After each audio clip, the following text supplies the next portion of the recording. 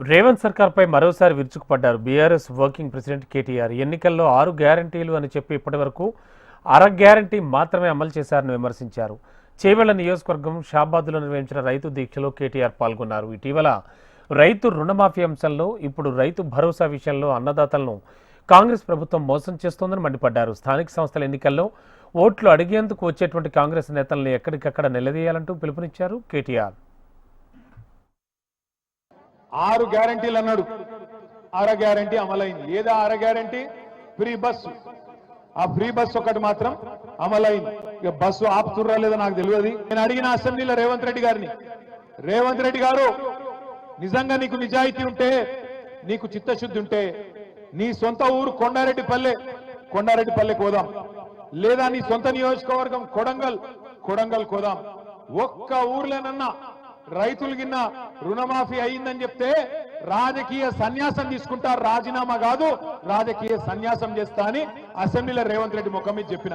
కానీ మాట లేదు, ఉలుకు లేదు, పలుకు లేదు. ప్రభుత్వానికి మేము చేసే విజ్ఞప్తి, 26 జనవరి నుంచి నువ్వే చెప్పినావు 15,000 అనే మాట.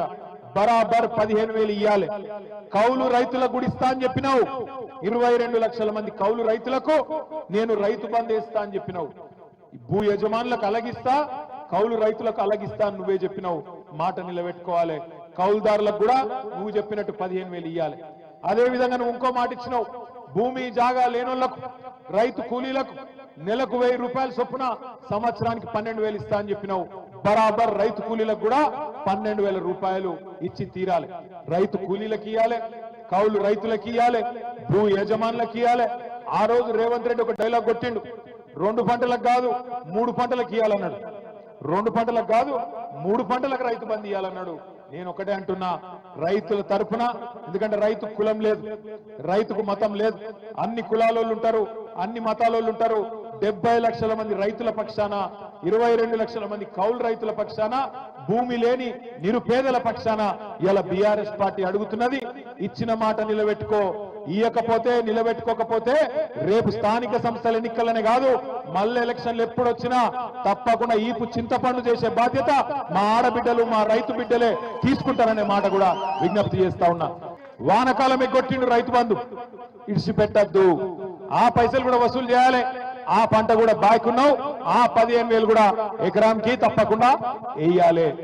అంతకంటే మునుపు నువ్వే చెప్పినావు, డిసెంబర్ 3కు ముందైతే 5,000, డిసెంబర్ 3 తర్వాత అయితే 7,500 నువ్వే నరికినావు.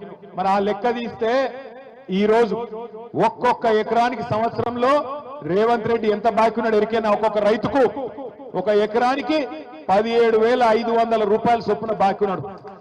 ఏం చేయాలి? ఓట్లప్పుడే సురుకు పెట్టాలి. మళ్ళా ఓట్లకు వస్తారు.